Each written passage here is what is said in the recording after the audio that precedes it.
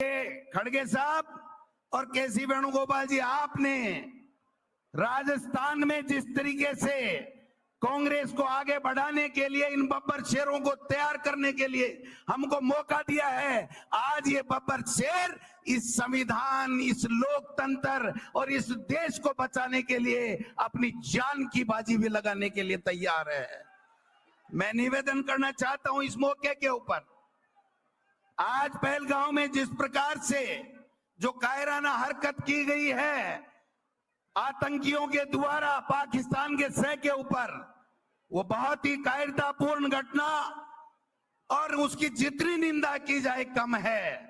और हमारे नेता राहुल गांधी जी और खड़गे साहब ने जब कह दिया कि पूरा हिंदुस्तान इस जवाबी कार्रवाई के लिए, आतंकवाद को समाप्त करने के लिए हम सब आपके साथ में हैं, तो हम सब कांग्रेस के बब्बर शेर इस कार्रवाई में सरकार के साथ में खड़े हैं। लेकिन हम पूछना चाहते हैं, मोदी जी केवल बातें ही होंगी या काम होगा? पहले पुलवामा में हुआ, आज पहलगांव में हुआ, ये हिंदुस्तान की जनता बर्दाश्त नहीं करेगी। ये चूक कहां हुई, ये पूछने का हर हिंदुस्तानी को अधिकार है। आप संविधान को तोड़ने की बातें करते हो, संविधान को बदलने की बातें करते हो, लेकिन आपने तो वादे बड़े बड़े किए थे मोदी जी। आपने कहा था बेरोजगारी खत्म करूंगा, 2 करोड़ लोगों को हर वर्ष नौकरी दूंगा, आपने कहा था महंगाई कम करूंगा, आपने कहा था किसान की आमदनी दुगुनी करूंगा, आपने कहा था सबको अच्छी शिक्षा मिले इसकी व्यवस्था करूंगा। लेकिन 11 साल बाद में ये हिंदुस्तान के लोग ये पूछना चाहते हैं, आपके उन वादों को क्या हुआ? आपने जो वादे किए थे, एक के बदले 100 सिर लाने की बात हुई थी, उस एक के बदले 100 सिर कब आएंगे? ये देश का नौजवान और देश का आम नागरिक आपसे पूछना चाहता है। अरे जिस पार्टी का देश का प्रधानमंत्री बने, वो अपनी पार्टी की मीटिंग बुला करके अपना नाम नहीं निकलवा सकता।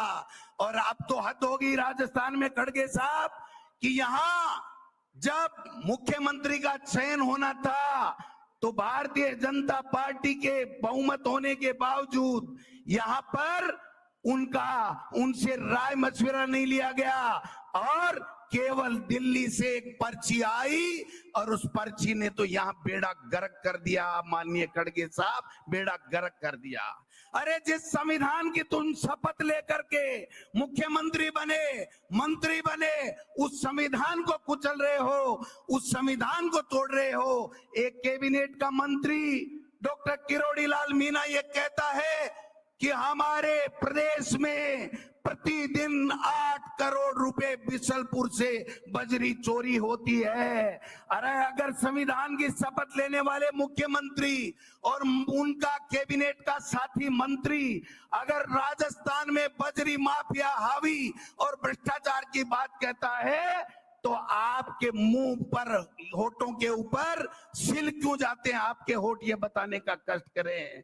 मैं निवेदन करना चाहता हूं आप सबसे कि संविधान में यह लिखा हुआ है कि 5 साल में राजीव गांधी जी हमारे नेता अमर हो गए, उन्होंने 73वां और 74वां संशोधन किया था। आज भी वो संशोधन के तहत 5 साल में पंचायती राज और नगर निकाय के चुनाव होने चाहिए। खड़गे साहब, यहां पर 5 साल से कोई चुनाव नहीं हो रहे हैं। 6 साल हो गए नगर निकाय के चुनाव नहीं हो रहे हैं। मैं पूछना चाहता हूं कि आप संविधान के अनुच्छेद 243E और 243U के तहत 5 साल में नगर निकाय और संविधान के चुनाव होने अनिवार्य हैं, है कि नहीं है? हो रहे हैं क्या? 6 साल से 1 साल से प्रशासक लगा रखे हैं। मैं पूछना चाहता हूं, आप संविधान की बातें कर रहे हो कि आप रैली क्यों कर रहे हो? ये रैली इसलिए कर रहे हैं कि आप संविधान को नहीं मान रहे हो, सुप्रीम कोर्ट के आदेश को नहीं मान रहे हो। सुप्रीम कोर्ट ये कह रहा है कि 5 साल से ज्यादा आप किसी भी रूप में परिसीमन का नाम लेकर के या कोई भी नाम लेकर के आप समय नहीं निकाल सकते। 1 साल ऊपर हो गया। वन स्टेट वन इलेक्शन की बात करने वालों से पूछना चाहता हूं कि तुम्हारी केंद्र में सरकार है, तुम्हारी राजस्थान में सरकार है, आपने कौन सा कानून पारित किया, कौन सा संविधान में संशोधन किया कि आपको यह अधिकार मिल गया कि आप मर्जी आए जब निकाय के और पंचायत राज के चुनाव करोगे। मैं पूछना चाहता हूं आपसे, आप आवाज दबाना चाहते हो विपक्ष की? अगर टीकाराम जूली और गोविंद डोटासरा अगर कोटा में जा करके और किसान की आवाज उठाते हैं, लॉ एंड ऑर्डर की आवाज उठाते हैं, तो उन पे मुकदमा होता है। एक मुख्यमंत्री को एक कार्यकर्ता अगर सीकर में काला झंडा दिखा करके कहता है कि जिले और संभाग क्यों खत्म कर दिए, हमको बताओ हमारा गुनाह क्या है, तो उसके ऊपर उसको जेल के सलाखों में उसकी आतंकवादी की तरफ परेड निकाली जाती है। मैं इस मंच से माननीय मुख्यमंत्री जी और सरकार में बैठे हुए लोगों से पूछना चाहता हूं, अरे परेड तो आपको डबल इंजन की सरकार को उस आतंकवादियों की निकाल करके जवाब देना चाहिए, खून का बदला खून से लेना चाहिए, वो आप कर नहीं रहे हो।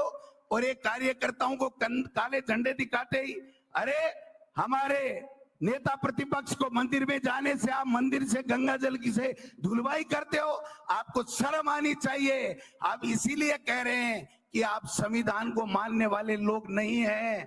आप इस प्रकार से आज महिलाओं के साथ में अत्याचार हो रहे हैं, आप हो रहे हैं कि नहीं हो रहे हैं, आप बताइए।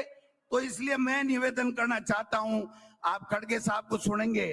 खड़गे साहब ये आम कार्यकर्ता नहीं है, ये वो कार्यकर्ता, वो बब्बर शेर है जिसने लोकसभा में भारतीय जनता पार्टी के 11 मोर्चे बुलाए हैं।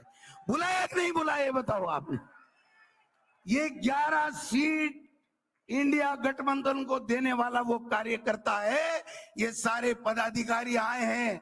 मैं आपसे निवेदन करना चाहता हूं, आप हमें काम दीजिए, गांव गांव जाएंगे, ढाणी ढाणी जाएंगे, ब्लॉक में जाएंगे और इस पर्ची को भी बदलेंगे और इस पर्ची के आका को भी बदल करके दिल्ली में हमारा झंडा फहराने का काम करेंगे। आप आए हो, आपका बहुत बहुत स्वागत, हम बड़ा स्वागत करते। लेकिन आपने निर्देश दिए थे कि निर्दोष 27-28 हमारे इंडियन शहीद हो गए हैं आतंकवादियों की गोली से, इसलिए हमारा स्वागत मत करना, केवल सूत की माला। लेकिन मैं कहना चाहता हूं ये हमारा उधार रहेगा। आप दोबारा केसी वेणुगोपाल जी से आग्रह है, खड़गे साहब और राहुल गांधी जी को लाइए, हम दिखा देंगे इस राजस्थान में कांग्रेस जिंदा ही नहीं है। कांग्रेस इनको पछाड़ने में, भाजपा को उखाड़ने में का दम रखती है। आप सब लोग आए हो, आपका बहुत बहुत धन्यवाद। यहाँ तो एक ही चर्चा हो रही है खड़गे साहब, यहाँ तो एक ही चर्चा हो रही है। मंत्री कह रहे हैं कि मंत्रिमंडल का विस्तार कब होगा, आईएएस कह रहे हैं कि हमारी लिस्टें कब आएंगी, और आम जनता कह रही है ये राजस्थान की पर्ची कब बदलेगी। ये बात यहाँ पर हो रही है। आप सबका स्वागत, आप सबका भी दिल की गहराइयों से प्रदेश अध्यक्ष होने के नाते आपका बहुत बहुत स्वागत, बहुत बहुत अभिनंदन, धन्यवाद, जय हिंद।